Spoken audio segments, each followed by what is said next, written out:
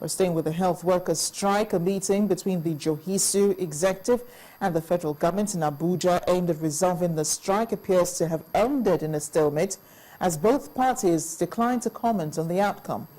Earlier at a news conference, the Supervising Minister of Health, Dr. Kaliru Al-Hassan, described the action by the health union as unjustifiable and premature, as the negotiation between the two parties has not ended. Government has shown commitment to the cost of the health workers, and the higher level of body was working on the issues with Johisu. Up to the last meeting on the 6th of November 2014, there had not been any disagreement of any fundamental nature to warrant the strike action. I'm hereby calling on the leadership of Johisu to call on their members to understand that there is a lawful way of conducting industrial action and not let other Nigerians to read another meaning into their action.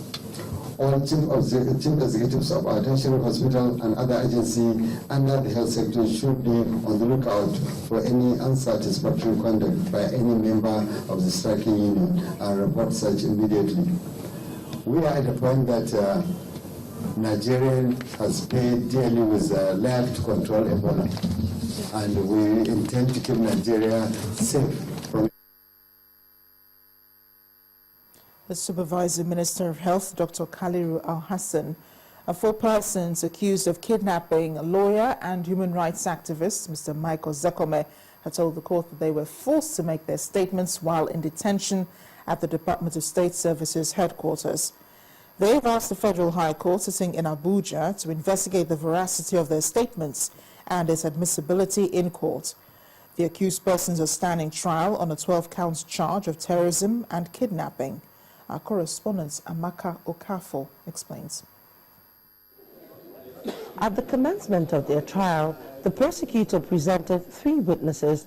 The first 2 witnesses told the court how the accused persons attacked prison warders transporting the second accused person, Frank Azeko, to court, killing 2 of the prison warders and injuring 3 others. However, the third prosecution witness, who is an investigative officer with the Department of State Services, told the court that all the accused persons made confessional statements of how they were involved in the kidnapping of prominent persons between Delta and Edo states, armed robbery and murder of police and prison warders in the course of their operations. He testified that they threatened the federal government to grant them amnesty, failing which they would make their communities ungovernable. Counsel to the first to third accused person opposed the admission of the said statements as evidence in court. According to him, there is need to verify the authenticity of the statements and that the statements did not comply with Section 104 of the Constitution, which stipulates that it must be certified by a superior officer in the Department of State Services. Lawyer to the fourth accused person, however, had no objection. The evidence before the court has nothing to do with him, really.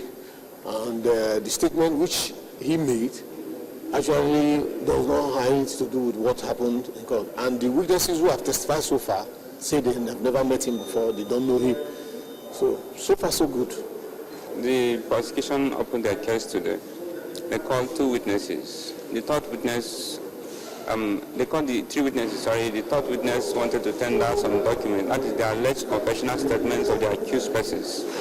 So we objected to admissibility of those statements and applied that trial within trial should be conducted because to ascertain by the veracity of those statements, that is how the statements were obtained from the accused persons. Having listened to all the parties, Justice Adeni Ademola adjourned the case to the 4th and 5th of December for a trial within trial to determine the admissibility of the evidence in court. Amaka Okafo, Channels Television News. Electoral matters now. The Speaker of the House of Representatives, Aminu Tambuwal, may have joined the presidential race as some self-styled associates of the Speaker today picked the nomination and expression of interest forms for him to contest the presidential ticket of the All Progressives Congress. This was confirmed by the spokesperson of the Speaker, Malam Imam, who stated in his text message, earlier today, some friends and political associates of the Speaker notified him that they have bought presidential nomination forms for him. Now, when asked to name the group behind the nomination form and what the Speaker's reaction was, He replied, and I quote, he, that's the Speaker, thanked them for considering him worthy to contest the highest office in the land. End of quote. Mr. Tambuwal recently defected to the opposition All Progressives Congress from the ruling People's Democratic Party, alleging division in his home state's chapter of the PDP. With Mr. Tambuwal joining the race, the number of those vying for the presidential tickets in the APC now stands at 5.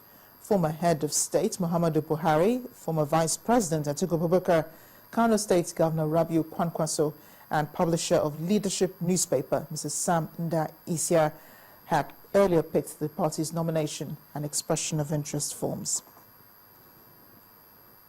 Nasarawa State Governor Tanko Al-Makura has charged council chairmen to ensure massive mobilization for people for the forthcoming voter registration and PVC distribution exercise. He urged them to see the voter registration exercise as their first official responsibility and ensure that all those displaced by communal crisis are not disenfranchised. His comments come during the swearing-in of 2 new local council chairmen to oversee Kiana and Kefi council areas. As we are concerned, the exercise has not commenced, and we are waiting eagerly on the 28th of this month when the exercise will commence.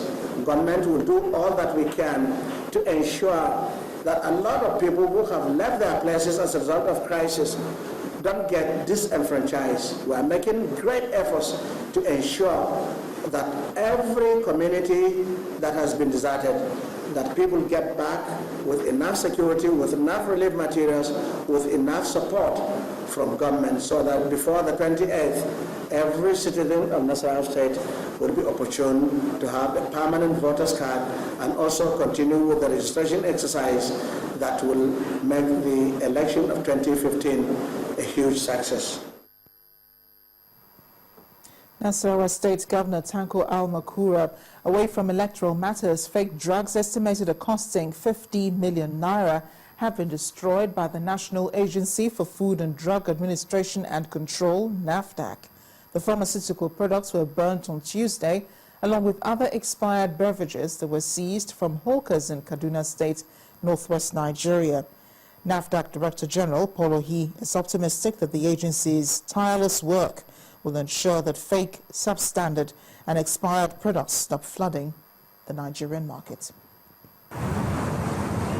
Most of these products were seized from street hawkers, dealers of patent medicine and manufacturers who distribute substandard goods. The culprits in possession of the dangerous substances were handed over to NAFDAC office by law enforcement agencies. Others were given up by hospitals and the Nigeria Defense Academy. NAFDAC's aim is to maintain its zero tolerance for counterfeit drugs in the country. Many of the strategies employed by NAFDAC have resulted in the seizure of smuggled containers of substandard cosmetics and food products at the borders. NAFDAC's strategy is to rid the country of counterfeit drugs. And there are so many strategies we have developed in doing that. This is one of the strategies today.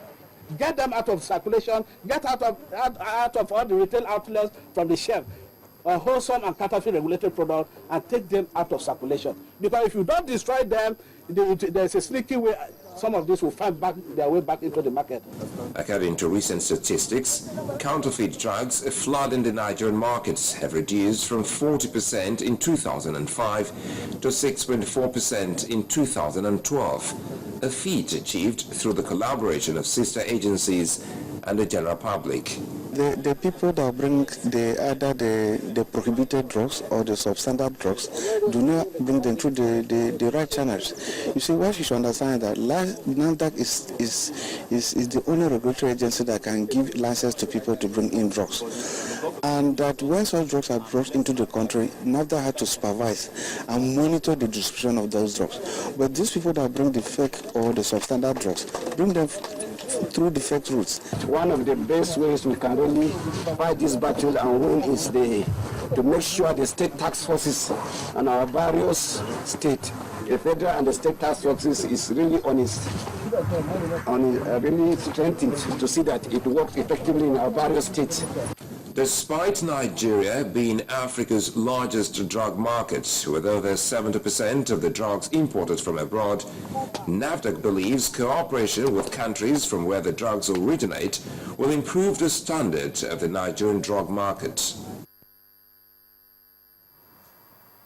Still ahead of the news at 10, dwindling oil prices, among other factors, may cause a monetary policy rate to be tinkered with.